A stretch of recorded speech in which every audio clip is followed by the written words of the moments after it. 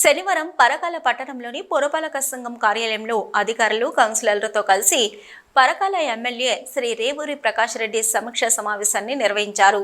ఈ సందర్భంగా ఎమ్మెల్యే మాట్లాడుతూ పరకాల మున్సిపల్ పరిధిలో అభివృద్ధి పనులను సమన్వయం చేస్తూ ముందుకెళ్లవలసిన మున్సిపల్ పాలకవర్గం నిర్లక్ష్యం విడనాడాలని, పనులను స్పీడప్ చేస్తూ పనులు చేయించాల్సిన అధికారులు అనుకున్న స్థాయిలో పని చేయడం లేదని ఎమ్మెల్యే శ్రీ రేవూరి ప్రకాష్ రెడ్డి అసహనం వ్యక్తం చేశారు.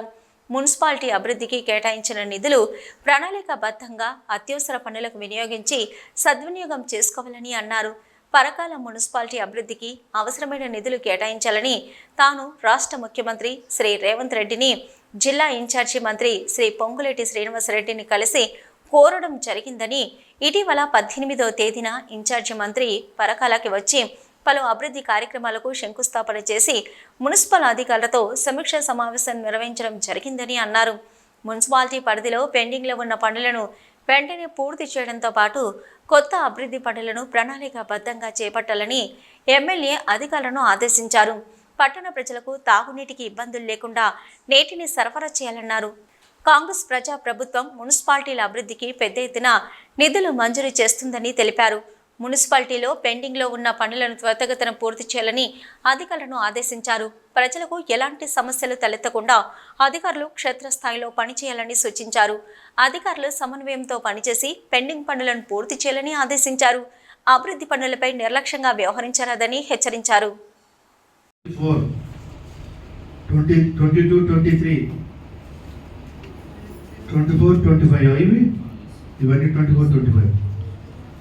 Right, okay.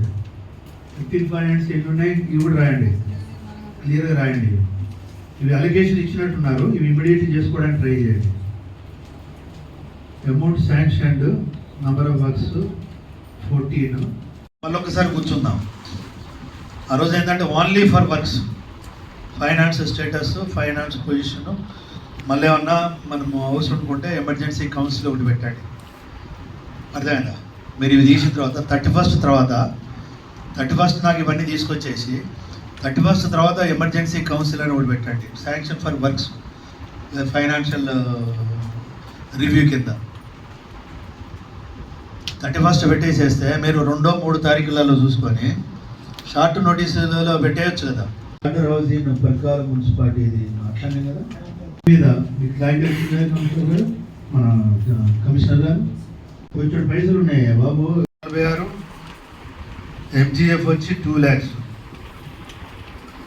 14th ఫైనాన్స్ వచ్చి మళ్ళీ 14th finance and 15th finance 58 లక్షలు ఉన్నాయి. చాలా అమౌంట్ ఉందమ్మా.